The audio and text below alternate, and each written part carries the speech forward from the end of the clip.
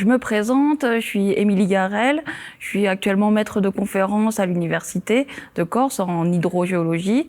Et alors, pour un petit peu me resituer mon parcours, j'ai fait ma thèse à l'Université d'Avignon et je m'intéressais à l'impact en fait des écoulements gravitaires, des écoulements d'eau pour les bassins versants et les glissements de terrain.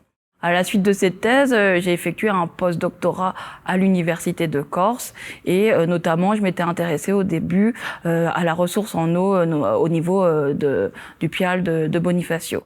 Actuellement, je suis rattachée au laboratoire Sciences pour l'environnement, qui est un laboratoire de recherche CNRS. Et dans ce laboratoire, il y a différents projets structurants. Et je suis dans le projet Gestion des eaux en Méditerranée. C'est un projet pluridisciplinaire avec des écologues, des hydrobiologistes, des parasitologues et des hydrogéologues. Et on s'intéresse, nous, dans ce cadre-là, à la compréhension des écoulements souterrains de l'eau et aussi leurs interactions avec les eaux de surface et aussi les zones d'intérêt écologique telles que les zones humides.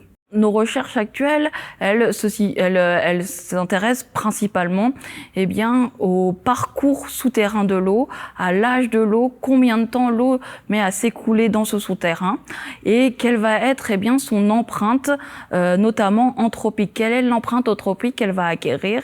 Et donc on va s'intéresser à tout type de polluants, que ce soit de la pollution azotée, que ce soit des pesticides ou alors des polluants émergents également de type pharmaceutique. On va regarder en quelle quantité on en a dans l'eau souterraine et quel pourrait être l'impact pour des écosystèmes, que ce soit au niveau de zones humides, de mares temporaires, ou également on peut aussi s'intéresser à la continuité écologique que l'on peut avoir également au niveau des rivières, entre les rivières et les eaux souterraines.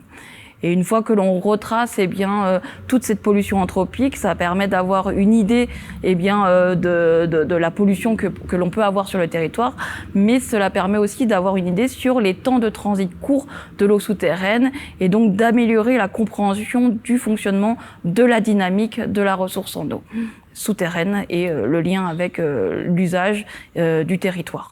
En dehors de ces activités de recherche principales, depuis que l'université est labellisée Sciences avec et pour la société, et donc j'ai développé à travers ce label un petit projet de recherche qui est toujours en lien avec les eaux souterraines, et je me suis intéressée avec l'aide de 8 communes corses dans le rural, à la compréhension du fonctionnement d'une ressource en eau souterraine patrimoniale, avec l'aide des enfants qui ont prélevé chaque mois pour nous et pour que l'on puisse après réaliser des analyses que l'on a l'habitude de faire à l'université. Et de cette manière, on arrivait à mieux comprendre le parcours souterrain de l'eau et de leur commune. Et en échange, on avait une diffusion de notre savoir et une collaboration en tant que chercheurs avec des gens de la société. Les communes aussi, elles étaient impliquées, elles nous mettaient aussi à disposition toutes leurs bases de données sur la ressource en eau et sur l'évolution du territoire, ce qui fait que ça nous permettait d'avoir facilement accès à une base de données importante et avoir un moment d'échange avec les élèves et les élus.